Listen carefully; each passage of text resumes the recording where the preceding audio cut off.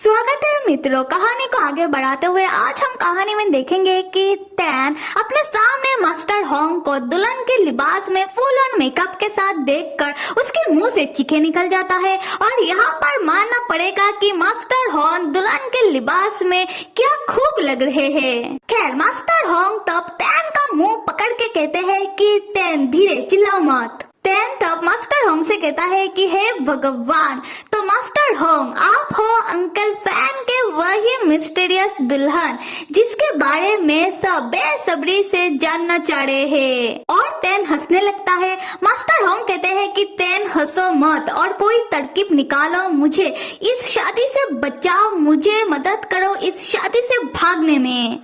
Tan को तब मजाक सूझने लगता है। वो मजाक के अंदाज में कहता है कि क्या आप अपनी ही शादी से भागना चाहते हो? क्या आपने सोचा है कि अगर आप ऐसा करोगे तो मेरे ससुराल वालों का क्या होगा?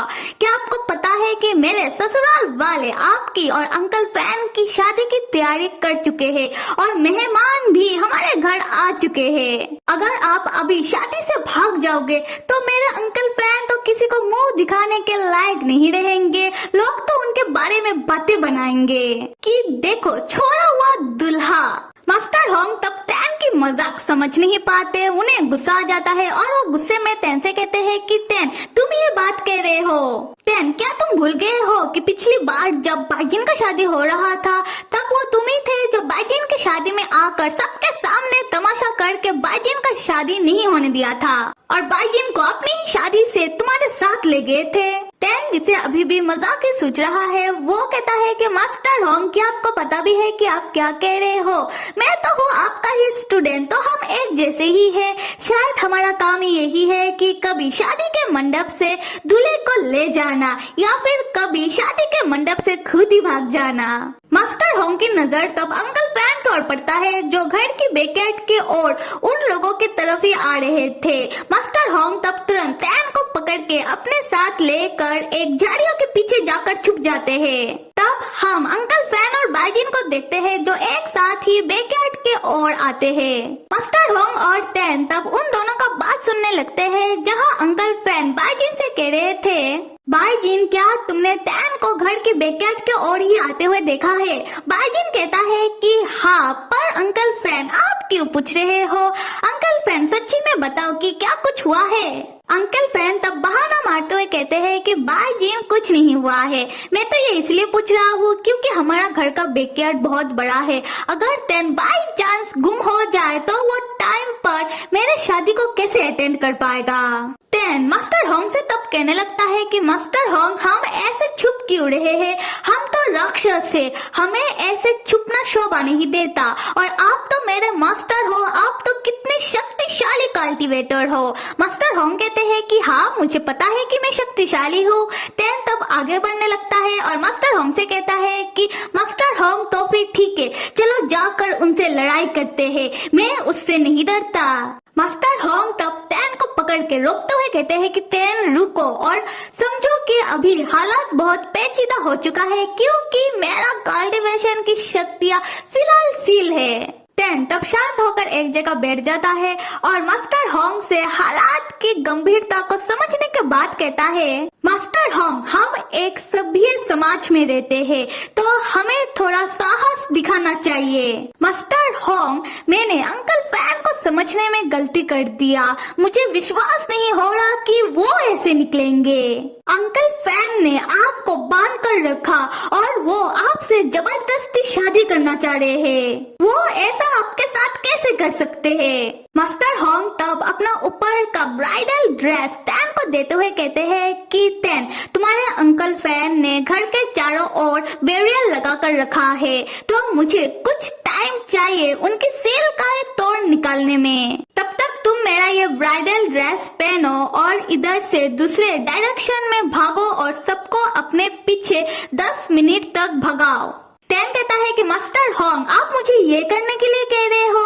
आप तो खुद एक राक्षस हो, वो भी कितने शक्तिशाली राक्षस, फिर भी आप चाहते हो कि मैं ऐसा कुछ करूं? मास्टर होंग तब टैन को अपना ब्राइडल ड्रेस पकड़ाते हुए और झाड़ियों में से उसे लात मारकर बाहर निकालते हुए कहते हैं कि टैन अपना बकवास थोड़ा कम करो और मैंने जो कहा तुमसे करने के लिए तुम वो करो। अगर तुम कर नहीं पाए तो मैं समझ जाऊंगा कि तुम मेरे एक निकम्मे स्टूडेंट हो। खैर टैन तब मास्टर होंग की ब्राइडल ड्रेस पहन के घर की बैकयार्ड की दूसरी तरफ भागने लगता है। तब कुछ गार्ड लोग मास्टर होंग को ढूंढ रहे थे, ये कहते हुए कि सेकंड मास्टर फैन की होने वाली दुल्हन आप कहाँ हो। तब वो लोग टैन को देख लेते हैं और मास्टर होंग समझ लेते हैं। तब गार्ड लोग टैन के पीछे पीछे जाने लगते हैं, ये कहते हुए कि सेकंड मास्टर की होने वाली दुल्हन आप रुको तो सही। तब अंकल फैन और बाईजिन भी ये सब देख लेते हैं और अंकल फैन अपने मन में कहने लगते हैं, हम तुम्हें क्या लगता है कि क्या मैं तुम्हें ढूंढ नहीं पाऊंगा सिर्फ इसीलिए क्योंकि तुमने मेरा दिया हुआ पेंडेंट को तोड़ दिया।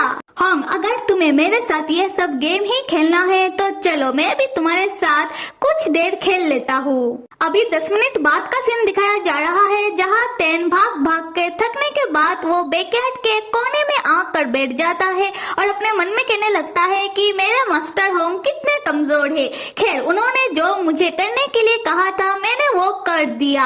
आशा करता हूँ कि मेरे मास्टर होंग सही सलामत होंगे और उन्होंने अंकल फैन की सील का तोड़ निकाल लिया होगा। उसी वक्त बाईजिन टैन के पास आकर टैन का सर प्यार से सहलाते हुए कहता है कि टैन मुझे पता नहीं था कि तुम्हें दौड़ना इतना पसंद है। टैन तब चौंक जाता है और कहता है कि क्या तुम यहाँ, तो अंकल फैन कहाँ। उसी वक्त अंकल फैन मास्टर होंग को अपने साथ पकड़ ले आते हैं और टैन से कहते हैं कि टैन क्या तुम मुझे ढूंढ रहे हो। टैन मैं तुम्हें शुक्रिया कहना चाहता हूँ क्योंकि तुम्हारे वजह से ही तो मैं मेरा दुल्हन को जल्दी पकड़ पाया हूँ। मास्टर होंग तब टैन को गुस्से से घूरते हुए और अपना मन टैन के मन के साथ कनेक्ट करते हुए टैन को कहते हैं कि बेवकूफ कहीं के, मुझे पता ही था कि तुम एक नंबर के निकम्मे हो, तुमसे एक काम नहीं हो पाया, तुम्हारे वजह से ही फैन को मेरा लोकेशन पता लग गया। टैन तब परेशान होकर कहता है कि मुझे डांटो मत, आपने जैसा कहा था मैं तो ऐसा ही कर रहा था, बस थोड़ा सा खेलने लग गया। तो मित्रों मैं एक बात बता दूं कि मास्टर होंग और टैन एक दूसरे के मन को जादू से कनेक्ट करते हुए एक दूसरे से मन ही मन बात कर सकते हैं जो उन दोनों के अलावा कोई दूसरा नहीं सुन सकता। और हाँ उन लोगों की बातों से जो लग रहा है कि टैन ने कुछ तो बेवकूफी की है जिसके वजह से मास्टर होंग भाग नहीं पाए और अंकल फैन ने मास्टर होंग को पकड़ लिया। खैर आते स्टोरी में टैन तब खड़ा हो जाता है और स्माइल करते हुए अंकल फैन से पूछता है कि अंकल फैन आपको मेरे मास्टर होंग से शादी करना है तो फिर आपने अभी तक हमसे कोई दहेज क्यों नहीं मांगा।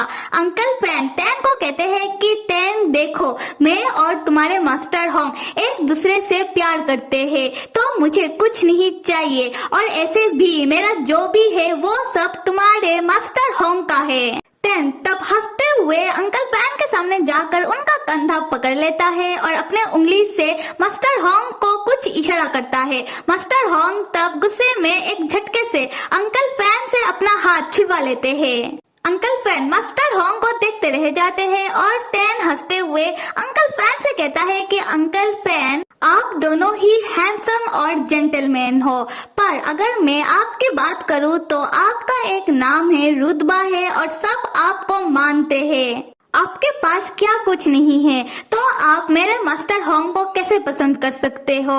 उनकी ओर देखो, उनके पास तो अपना घर भी नहीं है, उनके पास कुछ है तो वो है उनका सुंदर शक्ल और इसके अलावा उनके पास है ही क्या, और ऐसा भी नहीं है कि वो बहुत अच्छे हैं। तो मुझे लगता है कि आपको मेरे मास्टर से शादी करना ये आपके लिए ठीक नहीं होगा। अंकल फैन तब स्माइल करने लगते हैं और टैन से कहते हैं टैन 5 साल पहले तुम और बाईजिन जो स्पिरिट फोर्स डिवीजन में चला गया था, तुम दोनों के बीच वो सब कब हुआ जिससे डोडो का जन्म हुआ। तुम्हें ये बात याद नहीं है ना, तुम ये बात जानना तो चाहते होगे, तो क्यों ना तुम ये बात तुम्हारे मास्टर होंग से पूछ लो। टैन तब चौंक कर सोचता है कि क्या 5 साल पहले मेरे और बाईजिन के बीच जो भी हुआ था वो मास्टर होंग से कैसे रिलेट हो सकता है। बाईजिन भी तब अंकल फैन का बात सुनकर चौंक कर कहता है कि क्या 5 साल पहले का बात मेरे अंकल फैन को कैसे मालूम। मास्टर होंग तब अंकल फैन के ऊपर भड़क जाते हैं। अंकल फैन तैन से कहने लगते हैं कि तैन तुम मेरी बात सुनो, 5 साल पहले की यादें तुम्हें याद क्यों नहीं है पता है? क्योंकि तुम्हारे मास्टर होंग ने तुम्हारी यादों को मिटा दिया था, इसीलिए तुम्हें वो वाला बाइजिन याद नहीं है। अगर तुम्हारे मास्टर होंग तुम्हारे यादों में से तुम्हारी उस समय की यादें नहीं मिटाते तो शायद तुम और बाइजिन बहुत पहले ही एक हो चुके होते।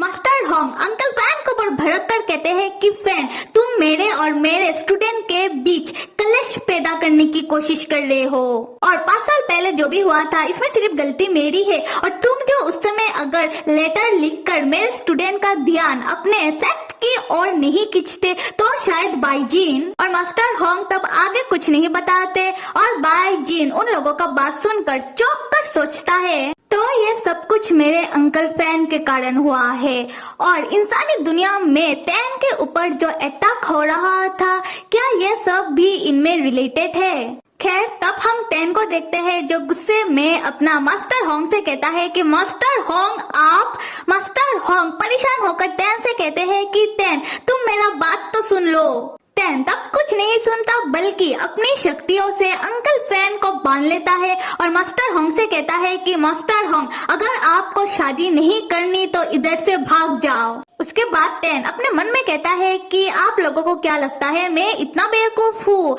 मास्टर होंग हाँ मुझे आपसे सवाल पूछना है और जवाब भी चाहिए, पर इन सब का अभी सही वक्त नहीं है। मास्टर होंग तब तैन की बात मानकर भागने लगते हैं और अपनी मन की शक्तियों से तैन के मन से कनेक्ट करके तैन से कहते हैं कि तैन अपने अंकल फैन को ऐसे ही कुछ देर तक बांध कर रखो, तब तक मैं मेरा कल्टीवेशन की शक्तियों को वापस पा लूं। उस समय हम एक आदमी को देखते हैं जो उन लोगों की बैकयार्ड की पेड़ के पीछे छुप कर अपना फोन से उन लोगों को रिकॉर्ड करने के बाद स्माइल करते हुए कहता है तो मुझे पता लग गया सेकंड मास्टर फैन की दुल्हन होंग है। आते हैं अंकल फैन की तरफ जिनको तैन ने अपनी शक्तियों से बांध कर रखा है। अंकल फैन बाइजिन से कहते हैं कि बाइजिन क्या तुम तैन के साथ रहना नहीं चाहते हो? तो फिर तुम अभी जाओ और मेरे होंग को मेरे पास वापस लेकर आओ। अगर तुम ऐसा नहीं करोगे तो आज जो मेरे साथ हो रहा है आगे चलकर वो तुम्हारे साथ भी होगा।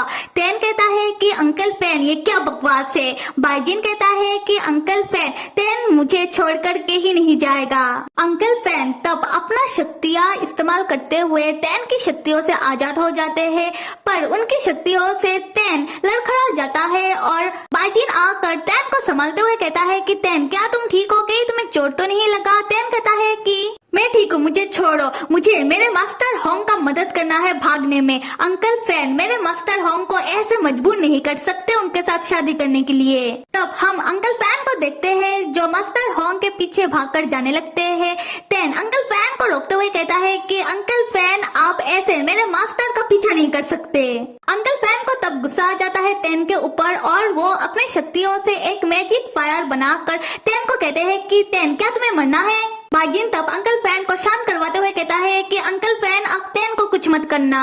पर अंकल फैन जो बहुत ज्यादा गुस्से में थे वो बिना कुछ सोचे समझे तैन के ऊपर अटैक कर देते हैं और तैन अपनी शक्तियों से अंकल फैन की अटैक को रोकने की कोशिश करता है और बाइजिन भी आकर तैन का मदद करता है, पर अंकल फैन की शक्तियाँ उन दोनों की शक्तियों से ज्यादा शक्तिशाली है। खैर अंकल फैन तब बाइजिन को कहते हैं कि बाइजिन तुम मुझे दोष मत देना क्योंकि होंग मुझे किसी भी हाल पर चाहिए और तैन तो होंग का लाडला स्टूडेंट है, तो क्या हो अगर मैं तैन को बंद करके रख दूं?